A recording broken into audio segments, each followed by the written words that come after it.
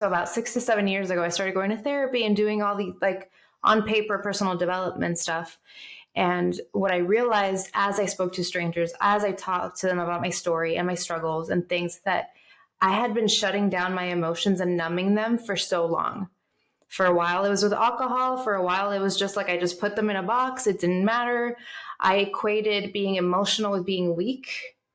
And so I was just so stoic, and I was like, things are just, this way and that way. And the only emotions that I would show was when I had had enough, when resentment had built up, when my tolerance for things were just like done, and I would just be explosive. And so in the last 6 years within my own journey and working in psychology and researching and just developing this concept of emotional mastery and working with so many women, I realized that it is a key to unlock not only your self-understanding, but also your communication and relationship with others. Thank you so much for tuning in to today's episode of Empowered in Health. I am so excited to have Maria Fuentes here today. She is a leading women's coach specializing in emotional awareness. And that's what we're going to dive into today, talking all about emotional mastery, what that really looks like for ourselves, relationships with others, and why that matters for our inside out wellness. So Maria, thank you so much for taking the time to tune in today and to be with us.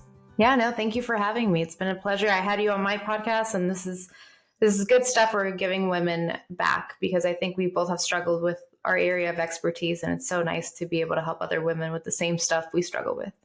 Yes, absolutely. So Maria, I would love to kind of start with this idea of emotional mastery. So tell us a little bit about, in your perspective, in your experience, and your life that you've kind of come up to in this point and where you're at and kind of what you're working through. Tell us a little bit about what emotional mastery means to you and why you feel like this concept is so important for women to really understand. Well, I'll start off with, as women, we're the most emotional creatures. Everything's super interconnected for us, and we in 1 week and 1 day can feel an array of emotions. And so in my own personal journey, I found myself in constant overwhelm and constant anxiety and constant not really even acknowledging my emotions or giving myself that space. So about 6 to 7 years ago, I started going to therapy and doing all the on paper personal development stuff. And what I realized as I spoke to strangers, as I talked to them about my story and my struggles and things, that I had been shutting down my emotions and numbing them for so long. For a while, it was with alcohol. For a while, it was just like I just put them in a box. It didn't matter. I equated being emotional with being weak. And so I was just so stoic, and I was like, things are just, this way and that way. And the only emotions that I would show was when I had had enough, when resentment had built up, when my tolerance for things were just like done, and I would just be explosive. And so in the last 6 years within my own journey and working in psychology and researching and just developing this concept of emotional mastery and working with so many women, I realized that it is a key to unlock not only your self-understanding, but also your communication and relationship with others. You can't have a healthy relationship with other people if you have an unhealthy relationship with your own self, specifically with your emotions. It's the most beautiful gift we can give ourselves as women, but we so often either avoid our emotions or neglect them, don't recognize them, or we just get overwhelmed, and it's easier to just kind of distract ourselves from our emotions. So in essence, that's kind of where I realized emotional mastery is such a big piece in our lives in order to feel that groundness, right? We are able to be just one temperature. We're able to feel grounded, and things can happen and things will happen. But if we are able to just come back to ourselves and just give ourselves those moments of understanding ourselves, and I have this whole process, but in essence, it's really giving yourself that attention and that love to your emotions that you otherwise wouldn't, and you normally don't, unfortunately. There is so much truth in that. And I really appreciate you kind of sharing the ways that you numbed and the ways you kind of leaned into this idea of, I'm just not going to acknowledge things. I'm just going to lean on other things. I'm going to kind of dive into habits and practices that maybe are more in the unhealthy realm. And I think that's really relatable. I think we've all experienced that to some degree in our life. And learning how to be aware of that and then to work through it, and then essentially lean on healthier ways of learning how to manage your emotions, learning how to speak through your emotions, and learning how to really get in tune and build that self-awareness is really an incredibly important wellness practice. So Maria, I'd love for you to talk a little bit about just some of the tips and tricks or tools you maybe have for women who are tuning in and listening to this when it comes to this concept of like learning your emotions and how do you manage them. What are the tips and tricks that have worked for you that you would also encourage other women to implement? Yeah, I would say it all starts with your body. So somatically, our bodies will tell us what emotions we feel. And so really tapping into that first. And like you said, it's so easy to avoid because when we feel uncomfortable, when we feel that tension in our chest, when we get anxious, when we feel whatever, we think, I'm going to go work out. I'm going to have a glass of wine. I'm just going to get on Instagram. We don't want to feel that uncomfortableness. We don't want to lean into it in our bodies. We rather just run away from it or numb it or like escape from it because it's the easier thing to do.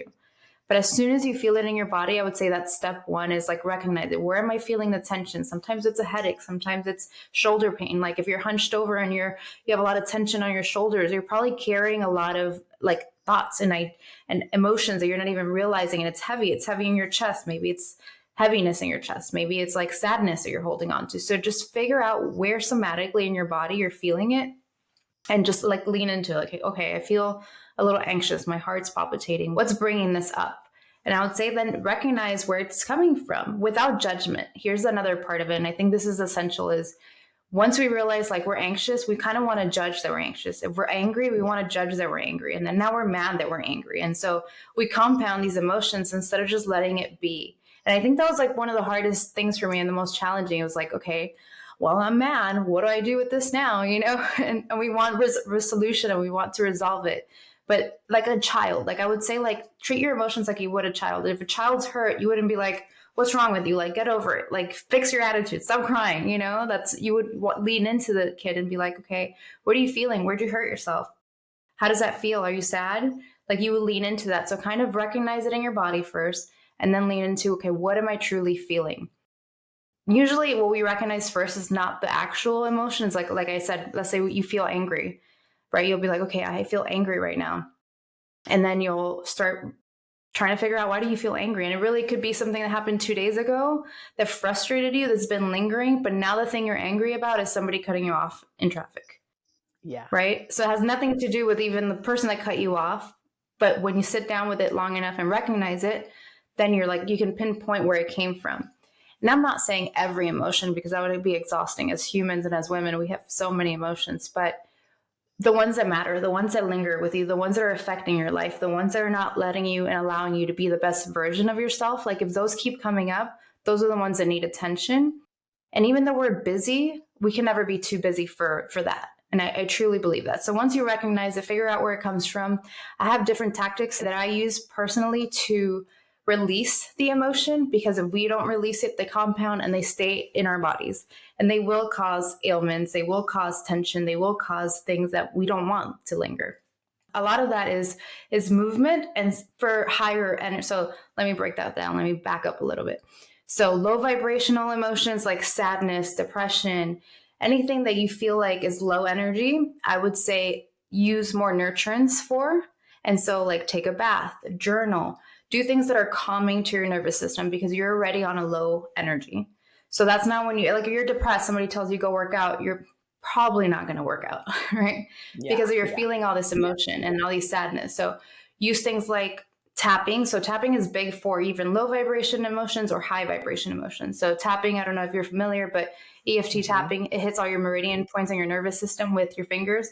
Same concept as like acupuncture, but instead of needles, you're using your fingers. And so you recognize the emotion too at the beginning and you tap like karate chop on your, like the side of your hand.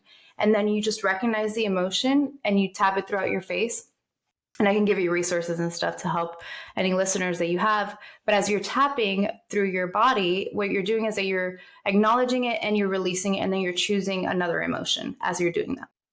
And so high vibrational emotions that you want to like get rid of, like anger, frustration, anything that you think like anxiety, anything you feel like is a lot, I would say movement helps, like going on walks, journaling as well, things that move you and move your mind. I think that that's important, is to to be able to release it, you have to be able to move when you have like higher intense emotions. You have to be able to move through them, where the lower vibrations just kind of need more nurturance and more attention. And those sometimes linger a little longer. They're not as easily removed, but the concept of like, if you're sad, be the best sad person. Don't fight it. If you fight the sadness, you're only going to be there longer.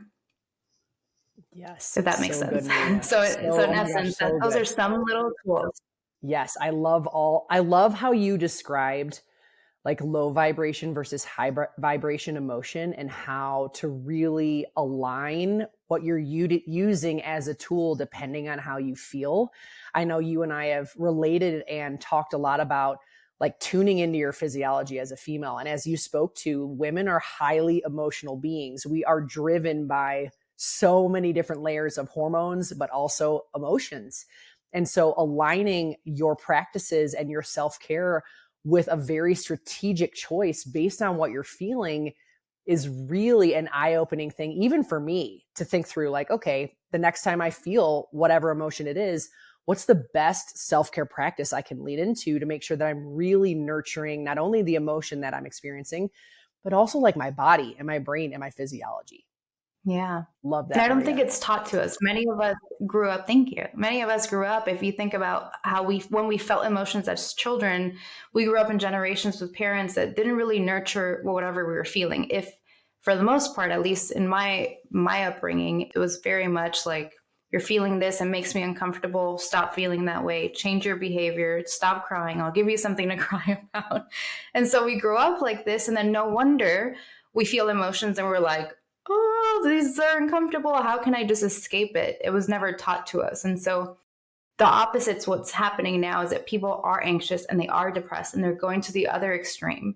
And I don't think people realize this a lot, but anxiety and depression are symptoms. Mm-hmm. They're diagnosed symptoms. They're not a life sentence. Sometimes people are like, I have anxiety. I'm just an anxious person. That's a symptom. Where do symptoms come from? There's a reason for that symptom, right? A lot of the times we're anxious because we feel out of control and overwhelmed. A lot of the times we're depressed because we've been avoiding sadness and guilt and shame and all these other emotions that are lower vibration that we haven't really faced. And so we can't keep living in a generation, and this is where I'm so passionate in helping women, that we just put labels on symptoms and call ourselves these things instead of actually going down deeper into, why am I this way? Why am I feeling this way? And then rewiring that. I think that's been one of the most powerful things I've learned, is that we can rewire anything we're feeling, and escaping and running from it just does the opposite. And so it's so important that we just give ourselves a moment in time to just let our emotions be. And like you said, I don't know if you've done this a lot, but I will schedule my life based on like my menstrual cycle now and my energy levels and my emotions. I don't actually take actions based on how I feel, but I will do things based on how I feel to an extent. Like if I have lower emotional capacity, I will still do the things I have to do, but I will do them without putting pressure on myself. And if I'm in a great mood and my emotions are just like high level, I go all in, and I go all in and I do so much. I never let my foot off the gas, but I either go slower or I go like faster depending on where I'm at emotionally, hormonally in my cycle. And that part of self-discovery as a woman, you become unstoppable when you start working with yourself instead of against yourself.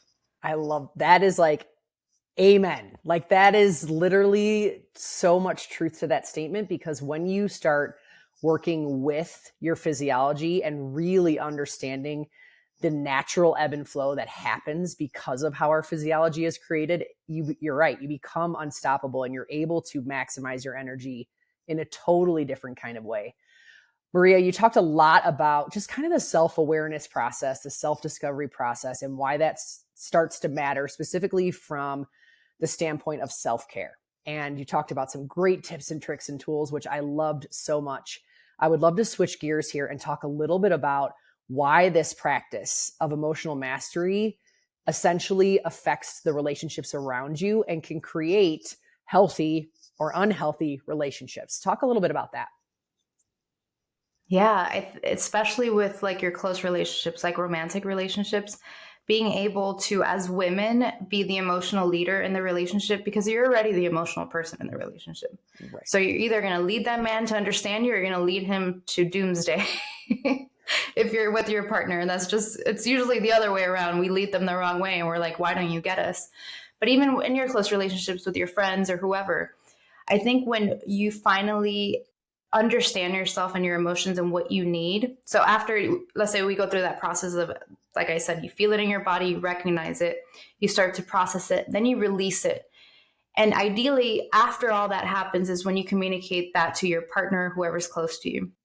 Sometimes, I mean, you're married, that it doesn't work that beautifully, right? They'll catch you in the middle of like you just being angry as hell for no reason, and now I've learned that if my partner catches me in the middle of my emotions, in the whirlwind of emotions, I'm like, I am just feeling angry right now. I don't have an explanation for it. I will let you know if I figure it out, but this is what I'm at right now. I'm just angry.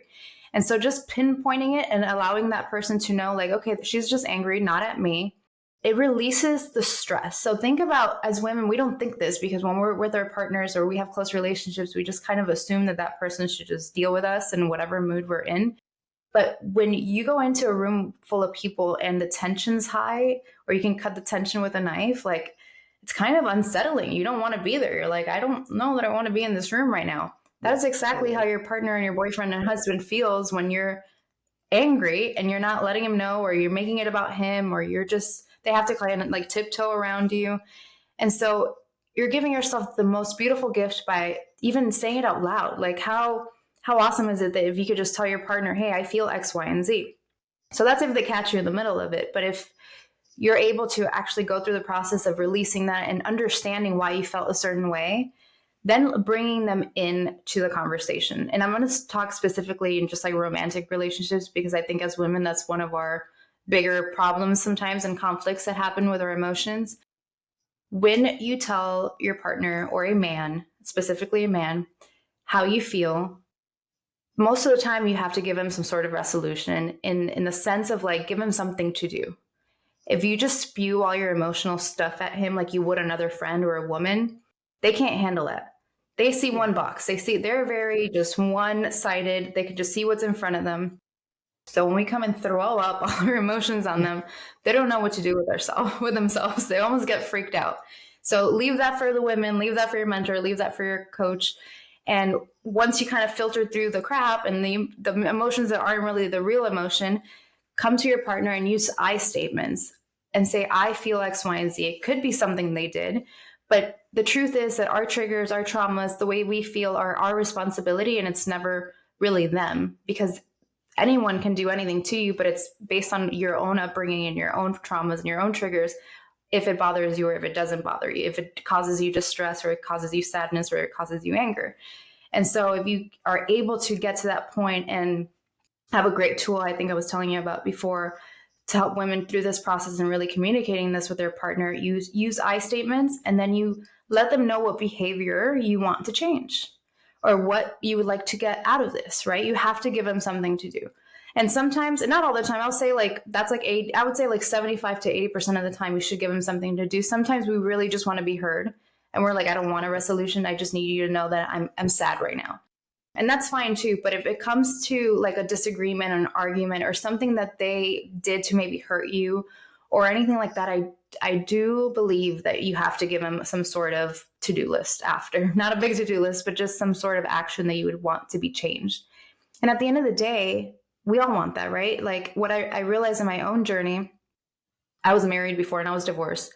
And so what would happen back in my old marriage was that I would not say anything. I would be super resentful. I would build up all this resentment, and then there would be explosions. We would fight. I would yell. And I started realizing that in those interactions, all I really wanted was for him to give me a hug, for him to love me, for him to give me attention. Yep. But I was doing the opposite. And so now I took away all the bullshit, and now I'm just like, sometimes I just tell my fiance, I'm like, I just need a hug. I just need a hug today. I'm sad and I just need a hug. I just go straight to what I need, and that's a to-do. So it's not a big to-do, but you give the man like, okay, then they feel like the hero. They feel like they can help. They feel like they can show up as a man if you give them something to do. They need to feel like that for you in a relationship. And that just clears up things for them, and they're not wondering anymore. I mean, one of the best things that my fiance tells me all the time is like, you help me understand you because you guide me with what you need. You tell me what you need. Yeah. And I don't know. Do you experience any of this in like your marriage, or have you experienced it in the Yes. past? 100%. And I love how you're Yeah. just really speaking to this idea of giving yourself permission to really go into that vulnerable place of saying, this is what I need. And this is why I need it based on how I'm feeling. I think sometimes as women, we just hold it all in and carry it all and feel like we're just supposed to figure it out or muscle through all of the things that we're experiencing. But it's so valuable to say, you know what? This is how I feel and this is what I truly need. And that really does take active practice. So yes, I've absolutely Yeah. experienced this with my husband. You know, we've been married almost 16 years and we've gone through a lot of up Wow. and down related to just transparency and how do you talk through emotion and how do you just get honest and vulnerable. And that's not always easy, no matter how long you've been with someone. And so we've had to learn really specifically this idea of how valuable it is to say, this is how I feel and this is what I need. And it's something we're always working on. Sometimes we do better than others. Sometimes, you know, we're in seasons where our heads are down and we're buried in the day-to-day grind and we forget to like have that check-in or have that pause. And it's really been something that we've had to learn and actively choose to practice. And so I just love the perspective and the feedback that you're giving, Maria. It's so powerful for us as women to just really hear, you know, more about this idea of mastering your emotions and why it matters, not only for your self-care and yourself, but also for your relationships. Yeah, because they matter so much to us as women. Our relationships matter to us. And I think, like, to your point, it's going to be messy and you're going to mess up and you're not going to do it perfect. And there's going to be times, like you said, that life happens and things happen and you're going to be like, wait, we haven't talked about this for months, for whatever. And you get to go back to the drawing board and do it again. But the opposite of not having this as an upfront intention is that you will lose yourself in the relationship if you're not giving yourself what you need emotionally, and if he's not able to give you what you need emotionally. We're emotional creatures, so we need that understanding from our partner emotionally, because if not, we feel this disconnect and this separation. And when we start taking that ownership of like, wait, I am the emotional leader here. Men can lead in so many other ways, and they do lead in other ways, but we get to lead them with our emotions, or we make things really messy, like I said earlier. And I had a mentor once tell me this, and I thought it was really powerful. She's like, we're all volcanoes. As women, we could all be volcanoes. But Yeah. why do you want to erupt and like burn down the city? You know? If you could just be like a really beautiful volcano that doesn't have to just burn down the city and burn it all to the ground because you've had enough. Because you've And I had think enough. that's powerful. It's so powerful. That's so good. And just a really good point. And, you know, as a coach, and I know you coach women, and we're going to talk about this a little bit more, you know, this is a huge piece that we have to work through as women. We have to be understanding how this is ours to own.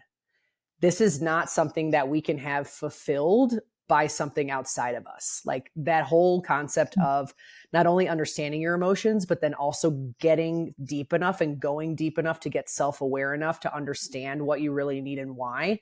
It's a huge piece to inside out wellness. And that really is the personal work that we have to do. So I love that you spoke on that at the end of the day, the emotional things that we experience are ours to own. And we have to really kind of learn how to navigate it, but also speak up through it. So Maria, I'd love to talk a little bit about just the work you do as a coach. I know you're a podcast host. You work a lot with women in different capacities on their wellness journey related to emotional mastery and more. I would love to hear in your experience, in your conversations, if there are common patterns or common limiting beliefs or common like roadblocks that you see in the work you do related to this idea of mastering your emotions and women not being able to navigate that. What seems to be the pain points? I would say a lot of women, we don't feel worthy of giving ourselves that, or for other people to give us that. And so Yeah. where a lot of women come into my world, to be honest, they come in, I think also because I have a beautiful relationship, and I do talk about that a lot on social media. They come to me like, help me fix my relationship, help me fix him. Yeah. And I'm like, no, we're gonna work on you, girl. We're gonna work on you first, because everything is a reflection on from who you are on the inside. And so I Yeah. think it's easy to want all these things, but if what I've realized is if you don't feel worthy of actually even taking the time to discover who you are, then it's not going to work. And if you want something from your partner, but you're not feeling worthy of it, it's not going to work.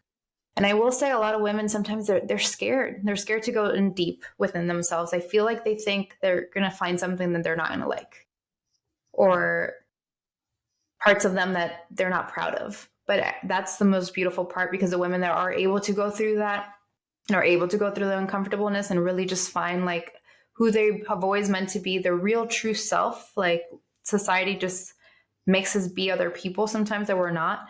When they're able to actually get to their true authentic selves, they find beauty and love and self-appreciation and understanding and their self-worth. And all of a sudden, everything around them is reflecting that back to them, versus the other way around. Sometimes we want to force. I've noticed a lot of women that come into my world, they want to force the outside to look and feel the way they want it to, but they're not even there in here, in their emotions, in their feelings, in their bodies.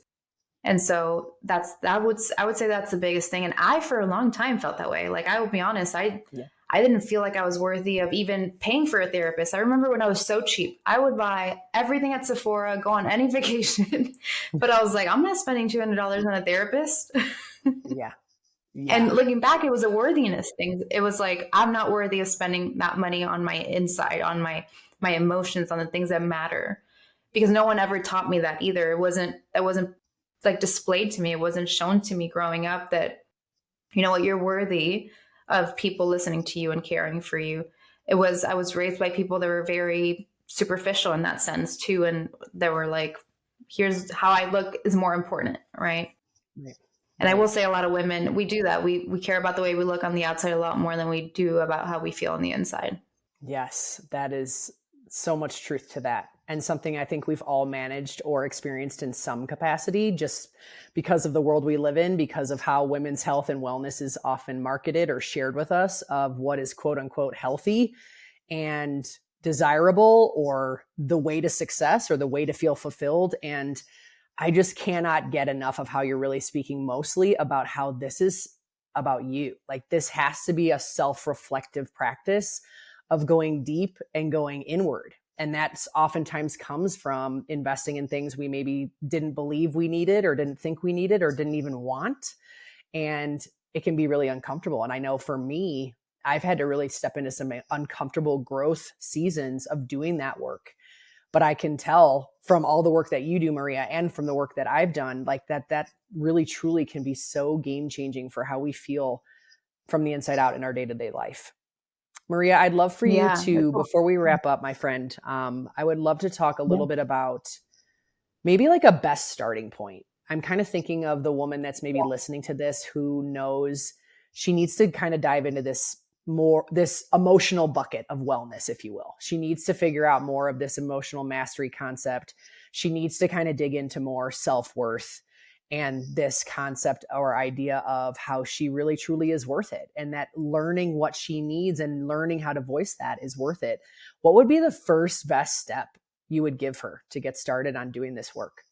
Yeah, if I'm talking to the person that I used to be, which is usually like my client that comes into my world, and she's probably cheap, I would say at least start with some free information, because she's probably cheap and doesn't want to like start, getting mentorship or anything like that, and figure out who is speaking the language that you speak, not the language that you feel like other people say is right. And don't find people in your personal development journey that just look good on the outside. Like, make sure that on a soul level, you are attracted to them based on who they are. Because sometimes we see people on social media, we see mentors, we see coaches, and we kind of want to try on people's lives because their lives look exciting. Yeah. But if that's not resonating with who you are and who you are to your core, then there's going to be a mismatch, and you're not going to want to work with that person or listen to their advice or anything like that. So I would say start with the free stuff. That's where I started. I mean, I remember my first Tony Robbins video that I listened to 7 years ago, and it was game changing. I was like, he's a genius. Like, this is amazing. because he had such a terrible story. And I, for a while, believed that life was only hard for me, that I had a rough childhood. I didn't have the best childhood. I had a lot of trauma that happened to me growing up, a lot of things. And I thought, this must just be me. Like, woe is me. This is my life. And when we look for personal development and we search for people and we look for answers, even if it's just free to start, we start realizing that everyone has stuff. Everyone's growing through something. Everyone's challenged through something. Everyone has pain. Everyone has trauma. And when you can relate to someone's trauma and triggers and you see how they've been able to overcome it, that gives you the permission, like we were talking earlier, to say, well, maybe I can too. So I would say start with somebody that resonates with you and think like, okay, can I work with this person, even if it's a free way, or maybe it's a mentorship of some sort. Maybe it's like a community type mentorship that's maybe a little more budget friendly or whatever. Start with things that resonate with you and go from there. There's not, and you're a coach, you get it. We're not the gurus of life. Like, you're going to hire us and you're going to outgrow us. And that's the point. And that's the point. Yeah. And then there'll be somebody else that speaks your language. And there's somebody else that at that chapter in that season of life will help you. And so I will say, just use that at least, and then use the free resources that are out there, like podcasts. And I mean, you're so great. You have a podcast and you help women with hormones. And that's something I've been challenged with too. Right. And so I would say start with the free things, because that's information, and being resourceful is probably the most amazing thing you could do for yourself, is find answers to the things that you're having problems with. Absolutely. And there are a lot of really great free resources, podcasts, quick masterminds, things like that. There's so many coaches that are sharing incredible value around this idea of emotional mastery and this idea of inside out health and wellness, and just kind of the process of what it really feels like to take care of yourself well and with intention from the inside out. Maria, I can't thank you enough for your incredible knowledge and perspective today. One quick question before we wrap up. I would love to know, in your perspective or your opinion, why do you feel like it's so important for us to share our stories as women and to just be vulnerable about our experiences? Because we find pieces of ourselves in other people. And like I said, it helps us feel less alone and less in our victimhood, or less like, I got the short end of the stick in life and I'm the one that feels this way. No one else feels this way. And when we build that community, because we're so emotional too, and we understand each other, like I can call you and I can like vomit all my emotions on you, and you could probably handle it because you're a woman, And so when we speak and when we talk up and we create this community, we understand each other better. And we also are giving ourselves a space to be able to be listened to and heard and validated. And I think that that's very special, because I didn't have anyone growing up that I can say I had as a mentor or somebody close to me, another woman, that had that. And now with social media and things being so open and available to us, like now we get to have that opportunity to be outspoken to the things that we've been struggling with, and help other women feel less alone. So I would say that's probably the most important reason to do the things we do.